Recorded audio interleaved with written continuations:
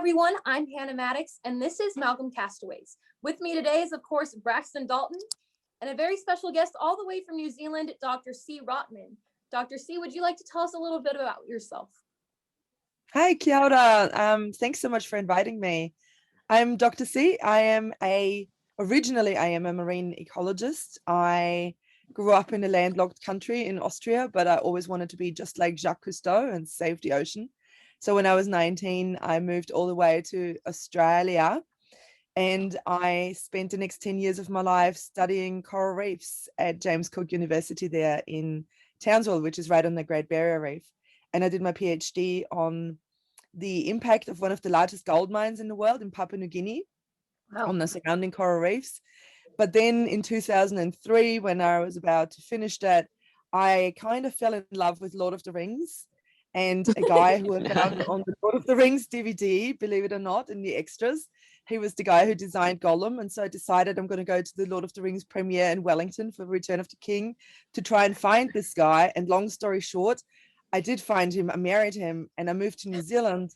And New Zealand doesn't have tropical coral reefs. So I ended up never actually working as a marine ecologist, and instead have been, over the last 15 years or so, developing quite a strong knowledge base in behavior change, human behavior change, not coral behavior, which is what I studied, and energy efficiency. So that's what I've been doing since then. Oh my gosh, wow, how cool. Big jump. And I mean, the fact that you fell in love with something and you fell in love with a whole person is amazing. That's such a cool story to hear. I'm a successful stalker, except we're not married anymore. I don't think that's what awesome. You should get out of this interview, though. I think it's crazy you've traveled the world and just have continued to fall in love with different things and grow as a person, and with your how you want to study and how you want to go about what you're bringing to the world and becoming better people as a whole. I think that's awesome. That was a lot. Yeah, I mean, for me, what was really important, like I was really sad because I always wanted to be a marine ecologist and spend my days diving, which is, a great lifestyle. It's not that easy to actually get a job as a marine ecologist doing that, believe it or not. And what I'm doing now, it feels like I was studying the symptom that ruined coral reefs, and that was the human impact on them. And, it's right now it's extremely devastating because obviously the Great Barrier Reef is in the process of going extinct. All the corals are bleaching. This is like 25% of all marine species are going to go extinct because of it. It's like terrible, and I think I would find it extremely hard right now having to see that and work with that every single day and not just lose my world to live. On the other hand, what I'm doing is like I'm treating the cause of what is causing all this decline, and that is human and corporate behavior.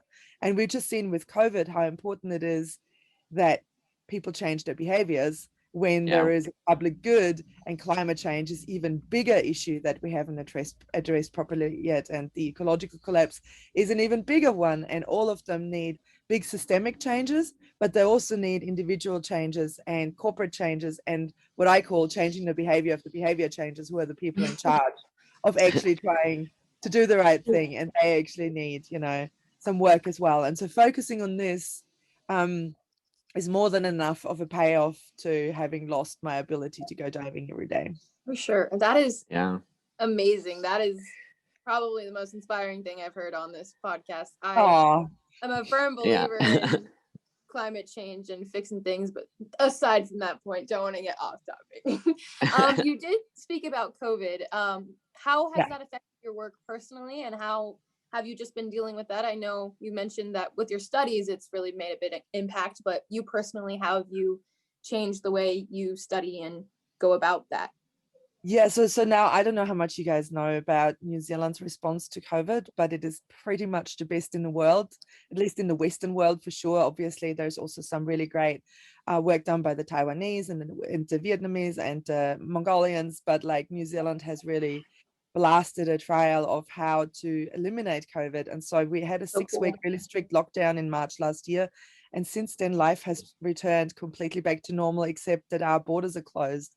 So, for me, it's weird because I work with clients in the US, in Canada, in the UK, in Sweden. So I know how bad it is overseas, and my family is still in Austria. And so on the one hand, I know every day, and also from my studies, because I just wrote I wrote an accidental book during lockdown on how to reach energy users, which is what I'm studying right now. And obviously COVID has a lot of impact, particularly in those countries that I'm working with, on people who were maybe already struggling with their bills, or even those who weren't, but like who now can't afford their expensive lifestyles anymore because they have been furloughed or they lost their jobs, and they suddenly find themselves in vulnerable positions that they've never been in. And so the impact of COVID on those people who I'm researching has been absolutely massive. And so my role is really to amplify the voice and the social injustice that this has created, and talking about energy equity and energy justice. And so in that sense, and also of course COVID, like for what I'm doing is I study behavior change, and there has been a greater global effort to change behaviors than what COVID has just done in the last year. The washing the hands, the social distancing, the wearing masks, all of that is individual behavior changes. And so it's shown both the power of behavior change and the importance of it, and also the impotence of it when it comes to changing the big systemic things, which especially you in the US have seen when it became politicized and it, you know, it suddenly, it became a lot more problematic. So personally, I had very little negative impact. The lockdown here was short. We mostly enjoyed it. I live next to the airport. It was so quiet. I heard birds, I heard the ocean. There was no cars. I loved it. I realized how much noise pollution is like damaging my mental health. So, I mean, that was great. But then working with all these people and having my family in Austria struggling with these really long extended lockdowns and all these problems obviously makes it clear that this is a really big issue that we haven't yet solved globally at all. And New Zealand is just a little paradise that's closed itself off from it in a way. Which is so cool. But I'm proud of you guys for that. I've been catching up on Australia, New Zealand, and like, why can't we just be like them? Like, they're doing everything right, they're having fun, and we're just still a year into this mess. And I mean, awesome. It was, I have to say, it was the decision, and it was because the modeling showed that our hospital system, which is good, it's not like yours where people need to pay for their own health insurance. Everyone has, health insurance paid by the government, but still, we wouldn't have had enough ICU beds to deal with the 10,000 people that were modeled to get COVID. And so our prime minister, who's, amazing in this sense, just immediately went, we're going to eliminate it. We're just not even going to let it get bad. And that made all the difference. But she was attacked by the right wing, especially for a long time. And Sweden was held up as the model. And obviously now we know in hindsight, Sweden was not the model, and herd immunity is not at all the thing to do. But, that was a very steadfast decision by her from the beginning, because she basically said, I will not have 10,000 people die of this on my watch. And she's a communicator. And so the country really bought into her communication skills and the clarity and the transparency, and it was never politicized here, and that made all the difference. And even Australia, which has a right-wing government and did things not as clean as us, they tried to kind of have their cake and eat it and leave the economy open, and then it caused a lot of problems, and Melbourne was like locked down for 6 months because of it. But even there, they basically went, no, we need to do what New Zealand is doing and eliminate this. It's just the other option, as we see, is just too terrible. It's too terrifying.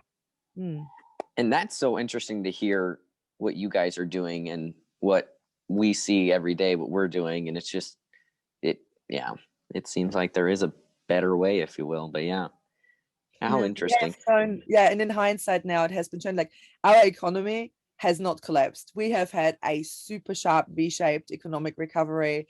Our GDP has not collapsed. Even though our international tourism industry obviously has collapsed, and it was a huge part of our GDP, we really rallied around as the team of 5 million, as Jacinda calls us, and try and just spend a lot more on domestic tourism and on buying New Zealand made products and on supporting each other. And so,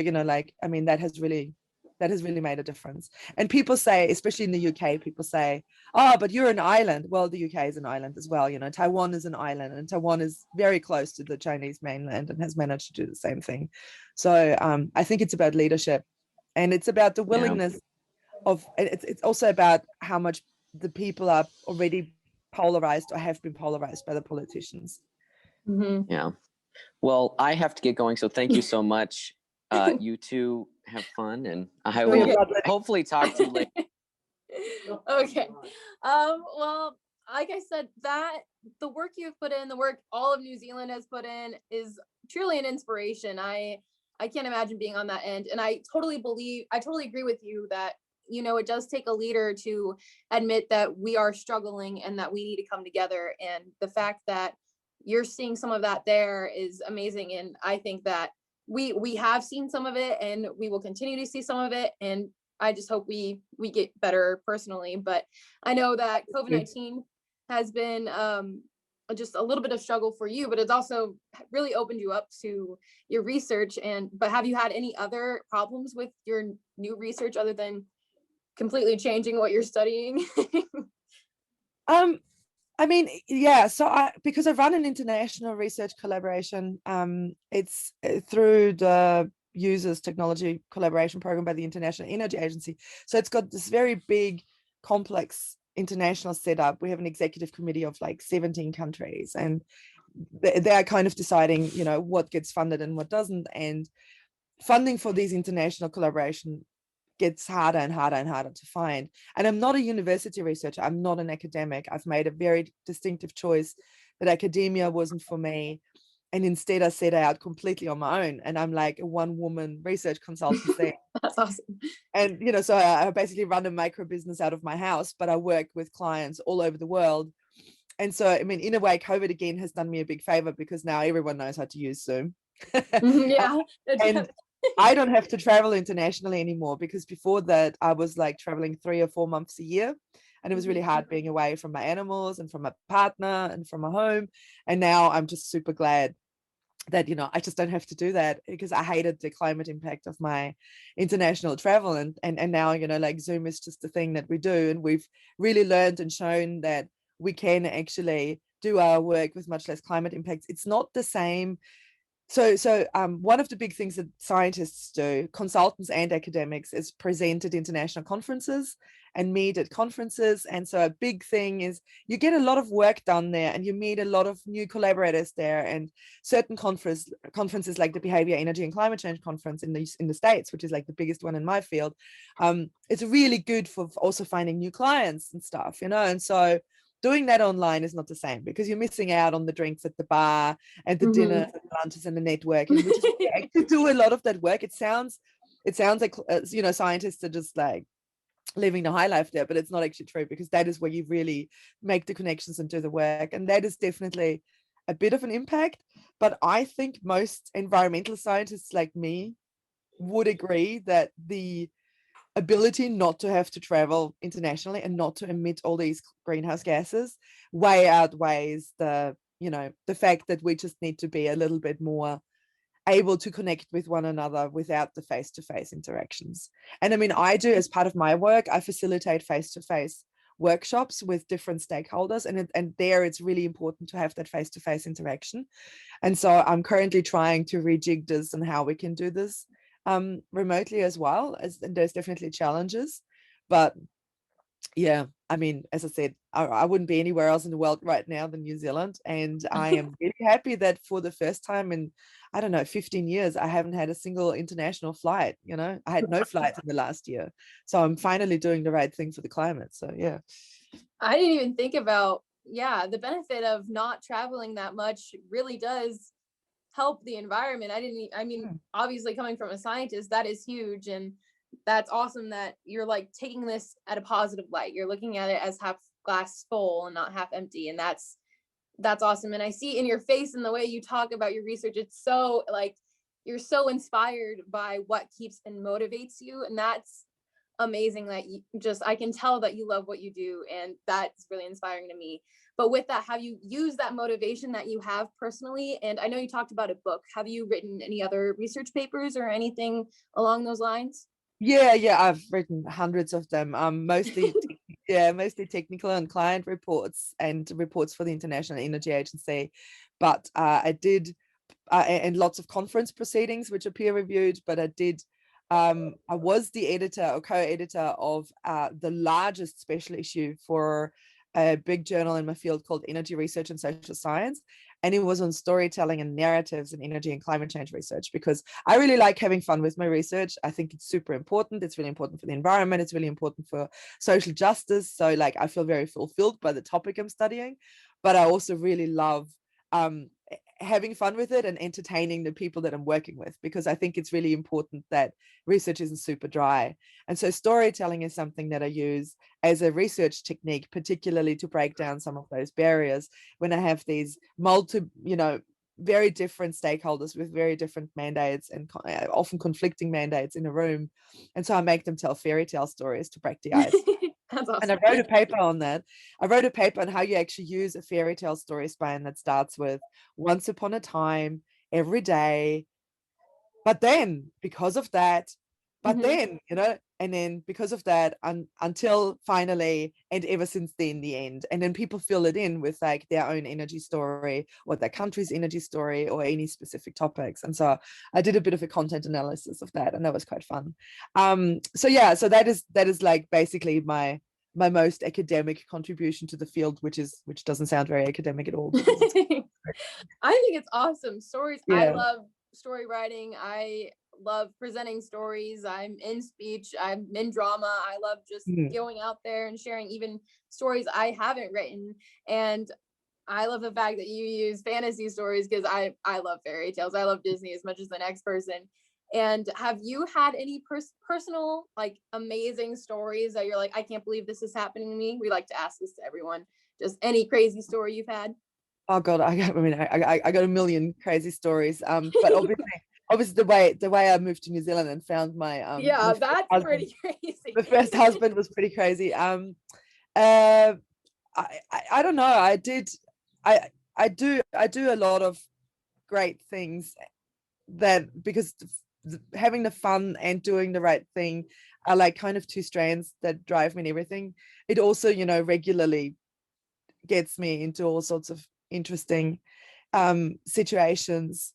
Not all of them are always positive. A lot of them are kind of learning stories as well, which is what we found is probably some of the most important stories are actually not the hero stories, but the learning stories, and sometimes even the horror stories.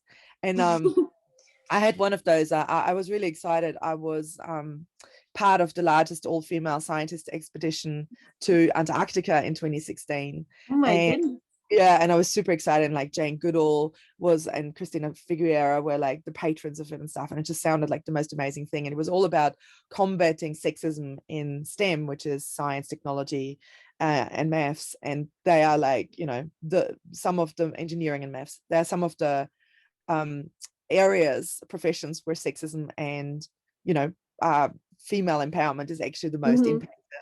And it's actually really hard to be a female scientist. Female PhDs are the people least likely to have children, because like all the pressure is on them. It's not the same for male scientists, obviously. We get much less paid. It's much harder for female scientists to reach to high levels in the field, etc., etc. And so I thought that was going to be amazing. And it was. Antarctica was amazing.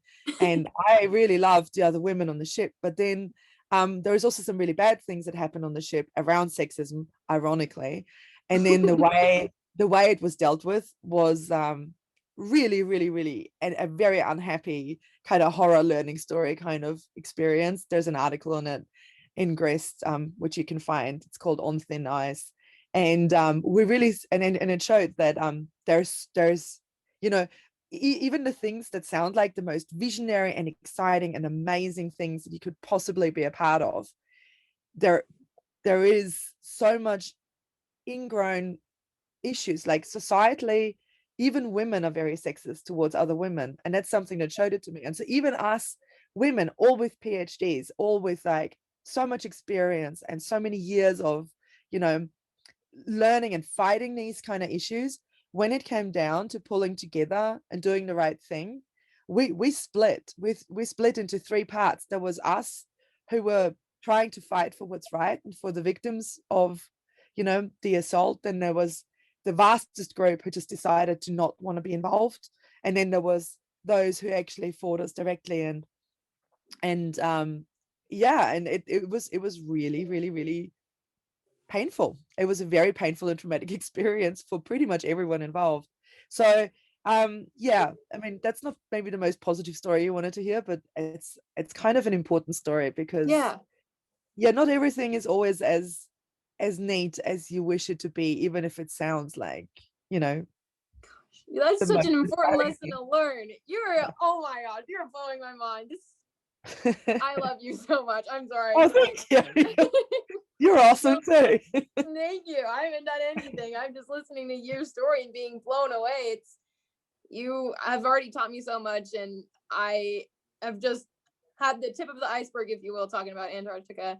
But so yeah, amazing place. That's so cool. Sorry. The last thing I would like to talk about, just to wrap this up, is do you have any words of inspiration to any young girls or boys out there who are interested in STEM and knowing that that is a very broad but difficult career to get into? Do you have any advice? I mean, I think it's one of the most important professions that we need, especially young people in it. I think you guys have such a better grasp on so many things than we did in our generation X, and then even the millennials are still just catching up, and like your generation Z is just like really getting it. I've been really involved with Extinction Rebellion and with the school strikes, and like I have all the belief in the world that this generation is the one that understands the problems better than any before them. And so it's really important that you get into those fields where the knowledge is created, and the technology is invented, and people are being changed by expertise and by knowledge and by innovation. However, what I'd also say is, like, do go in with your eyes wide open. It is a difficult field, and it's not just the learning side that's difficult. It is it's a very patriarchal field. It's a very traditional field. Like now in the US, you have the issues that experts have been attacked by with the whole fake news stuff. Like, I mean, expertise and kind of disregarded, and so there's a lot of struggle as well, especially if you're a girl going in. But like the main thing is, I always say when I give talks to school children with Skype for Scientists, I always say, like, if you're interested in the world around you, you can be a scientist, because that's the number one thing. And if you also want to change things for the better, then you definitely should be a scientist. So and like with everything else, life isn't always easy. But the great thing about science and engineering and technology and all these kind of fields is that you will be able to make the world a better place if you can hang on and be tenacious and make sure that you look after your mental and physical well-being at the same time. And one of the really big things is to try and find collaborations. I'm really big on collaborations, and so even though I'm a lone woman research consultant, I work with a team of some of the smartest people in the field all over the world, and that is so rewarding. And there is no competition between us, and I always make sure that I put myself in a position where I don't compete with them, but where I can collaborate with them, because the academia is set up to be very competitive and anti-collaborative in a way. So if you find a way to do this in a collaborative way, you'll be much happier. So yeah. Well, thank you so much for being with us today. I've certainly been inspired. Do you have any last words to say, just real quick, to wrap things up? No, I'm just super impressed with your timekeeping. You are like on top of it. This is a really great interview. Thank you so much again for inviting me to it. And I super enjoyed myself. And good luck to all of you guys. Thank you.